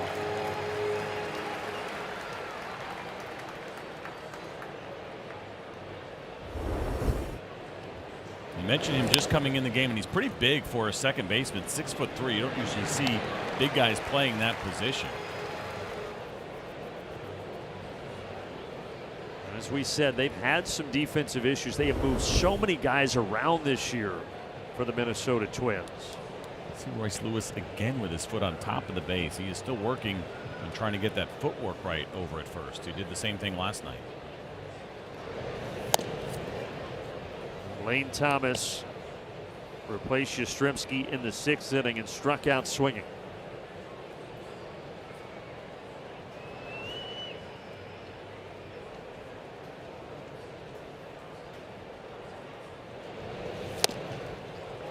A little surprised that it's not Dom Smith here, right? Think about the left-right situation for a guy like Gomez, and left-handed hitters have been much better against him. The OPS almost 300 points higher at 815 compared to 516. Walt sticking with Lane Thomas. A 2-1 count. Dom's got his bat with him. Could be looking at the game situation, and perhaps maybe would you want him to hit for Mauricio Dubon when you get a little bit further. If this is a one-run game, I'm guessing Dom Smith probably in. After Thomas, it's Riley, and then Dubon, and then it would be Sean Murphy.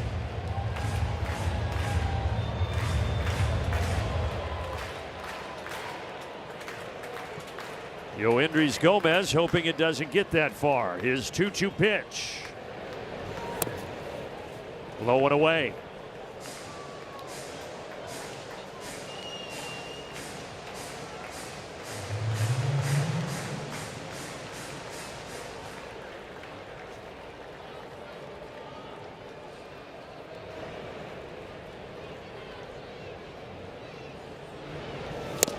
He strikes him out. 3-2 heater.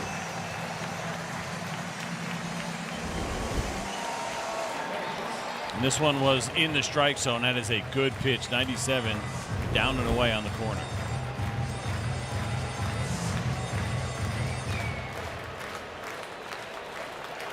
$22,000 come to their feet here in Minnesota. Before last night, the Braves had won 11 straight against the Twins, but now the Twins trying to wrap up a series victory by winning games 1 and 2 here in this 3-game set.